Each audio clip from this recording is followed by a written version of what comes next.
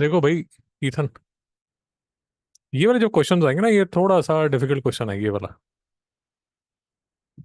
ये थोड़ा सा डिफिकल्ट क्वेश्चन है। अब देखिए, थोड़ा सा मैं आपको एक इजी मेथड बताता हूँ। इजी मेथड ये है कि ये जो दो टर्म्स लिखी हुई है ना यहाँ पर लेफ्ट हैंड साइड में, ये इनके जो डिनोमिनेटर्स हैं, इनका एलसीएम निकाल लीजिए। समझ आ गया? इसका एलसीएम 14 है। ये समझ आ गया? अब जो भी डिनोमिनेटर का एलसीएम है ना, उसको लीजिए,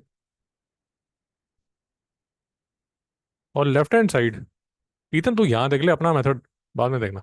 लेफ्ट हैंड साइड और राइट हैंड साइड से डिनोमिनेटर को मल्टीप्लाई कर दीजिए। ये बात समझ आ गई? पक्का? भाई साहब, जो मैं समझा रहा हूँ वो समझ आ रहा है?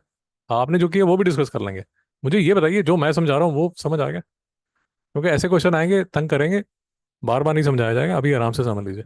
ये समझ आ गया यहाँ तक? ये मैं आपको बता रहा हूँ, सबसे इजी मेथड है। अब देखिए क्या होगा इधर।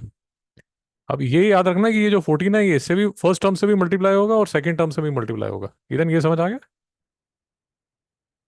तो ये किसके इक्वल होगा? 14 into 5x - 4 upon 7 -14 into 3x - 1 upon 14। इधर समझ आ रहा है? और यहाँ है हाफ इंटू 14। भाई यहाँ तक कोई डाउट है?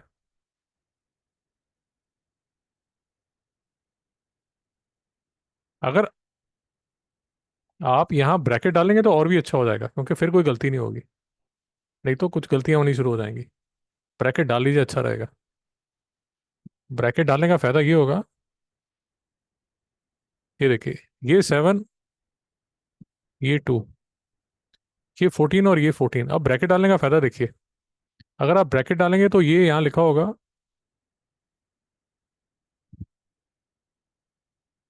अगर आपने ब्रैकेट नहीं डाली तो आपके साइन और काफ़ी इधर उधर की गलतियां हो जाएंगी आपसे। यहाँ तक मेरे साथ है?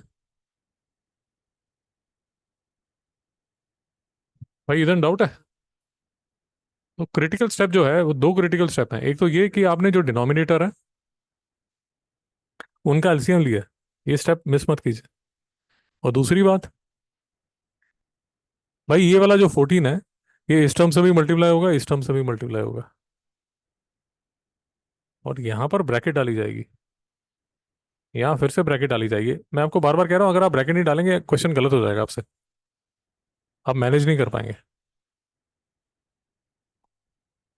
भाई मेरी ड्यूटी है आपको समझाना। एग्जाम में आप ब्रैकेट में नहीं डालेंगे, गड़बड़ कर देंगे और गलती करेंगे।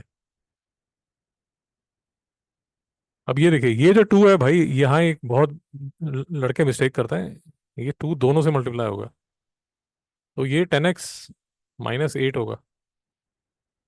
और एक और बड़ी मेजर मिस्टेक है कि ये वाला जो माइनस है वो इससे भी मल्टीप्लाई होगा और इससे भी मल्टीप्लाई होगा। तो ये -3x + 1 होगा। इधर तुझे समझ समझ आ रहा है? मैं आपको वो मेथड दिखा रहा हूँ जो कि बिल्कुल फुल प्रूफ है, जहाँ आपकी गलती के मिनिमम चांसेस हैं। मैं ट्राई कर रहा हूँ कि आपको बिल्कुल बिना तकलीफ के, थोड़ा सा स्लो चल रहा हूँ। अगर ऐसा क्वेश्चन एग्जाम में आ जाता है तो आपसे रिक्वेस्ट करूंगा, आप भी थोड़ा स्लो करिए, स्पेशली मिस्टर ईदन, ध्यान से कीजिए।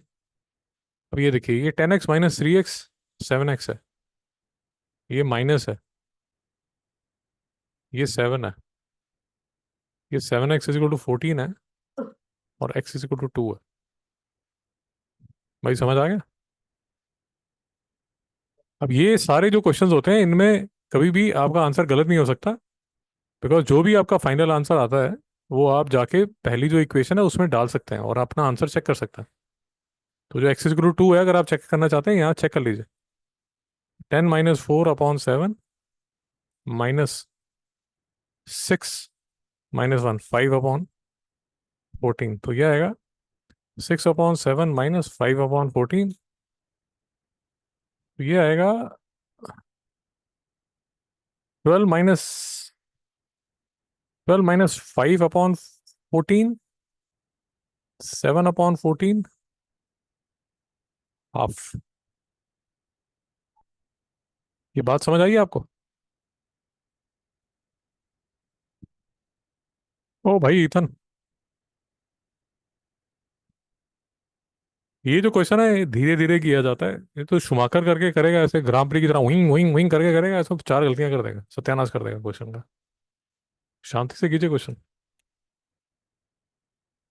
एट्थ में आएगा, नाइन्थ में आएगा, टेंथ में फिर से आएगा।